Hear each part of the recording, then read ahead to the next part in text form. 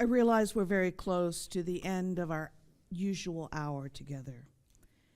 And I won't say everything that appears on my iPad.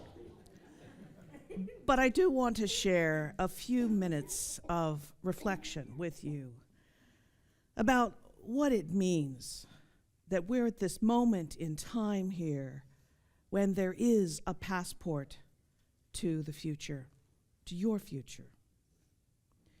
And I'll start with when I was a young adult yearning for a faith community where I could pursue my own religious journey and yet had all of the wonderful aspects of relationship and support and love and outreach and social justice work that I had experienced in my Methodist congregation growing up. And the irony of this is that I lived within 6 blocks of a Unitarian Universalist congregation, and I didn't know it was there. I passed the building, but I didn't know what went on inside. And this was one of the largest Unitarian Universalist congregations in the United States. And for 10 years, I was in the wilderness without a congregation that I could call my own faith community. And I still hold a grudge. 10 years. And one of the things we know is that the young adults of today, most of whom define themselves as spiritual but not religious, are similarly longing for a place that they can call home that supports their spiritual journey, their ethical learning, their ability to live their values in the world.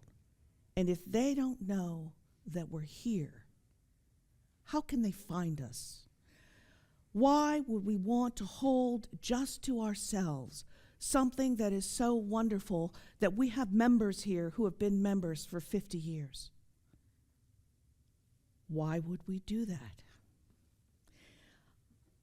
It makes my heart glad that during the budget roundtable discussions in January, postponed to February, we had many people say, we live within a near reach of the downtown community where there are many young people, many young adults in the new residences that have been built recently there.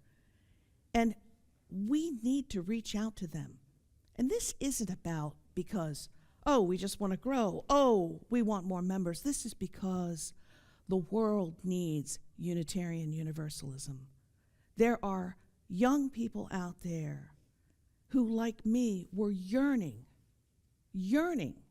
for a place where I could pursue my own understanding of what the world means, but still have the guidance and support and love of a community. Now, this is an exciting time for our congregation. Right now, just as in 1877, when the congregation first formed and those founders had a vision of a congregation that would open its doors to people who were exploring a wider range of theological views. And with this building here, that was an exciting time when this building was planted here with these beautiful windows that really let us live our 7th principle. They invite us to be a part of the earth and feel our interconnectedness with all living things.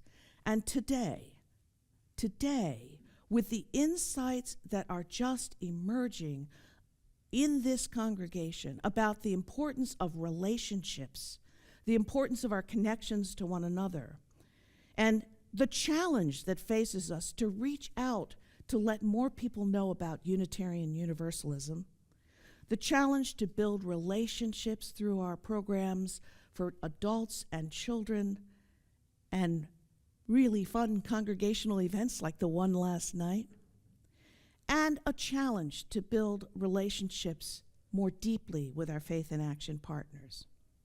So some of the ideas that came out have been ideas about a UUA billboard campaign, a Unitarian Universalist billboard campaign. And you know, there was a UUA billboard campaign, and it brought many, many new people into our UU congregations. One of the signs up on a billboard said, "Room for different beliefs, yours." But the UUA stopped that campaign because so many of the visitors who flooded into our UU congregations in those cities where the billboards appeared, they weren't exactly met with open arms. In fact, often the topic would be the petty little battles that members were engaged in with one another, or the visitors would be ignored completely. So this was not exactly a recipe to welcome people into Unitarian Universalism. But I see you, and I see how different it is here. And I say, if you want to put up a billboard, go ahead, because we have an established system for welcoming people in. And today, we initiate a new handicap-accessible welcome desk and a table to encourage conversation. And there are wonderful classes that bring people along the path to membership so that they join with an awareness of what Unitarian Universalism is about. And we have, I've seen it, this amazing increase in the connectedness through our caring ministry and through our pastoral team. And we've also developed deepening relationships with our Faith in Action partners like Family Promise. So I want to say something about walls, because when we think of our building, we think about, it has walls, right? And we know that we can have walls that are built to keep people out, and those are built out of fear. And there are walls to keep people sheltered and warm, and those walls are built out of love. The wall that's built out of love has a heart in the middle of it. There's an opening. It's not limited to just the bricks in the wall. We differentiate between the wall built out of fear and a wall that's built for safety and shelter by the love that is present in the desire to create a physical home for the body that we call our church. Our walls are built out of love. Take a close look. See all those windows and see the light shining out. Like when the homeless families come as guests for Family Promise, these walls have multiple entries and people with warm hearts who are ready to say welcome. And there's another thing that happens when people build a home out of love. There are plenty of windows that let their light shine out. So our Family Promise, our immigration justice funds that support asylum seekers, the engagement with racial justice in the Let's Talk program. This church's long history has been one of welcome, beginning with people who weren't welcome in other churches.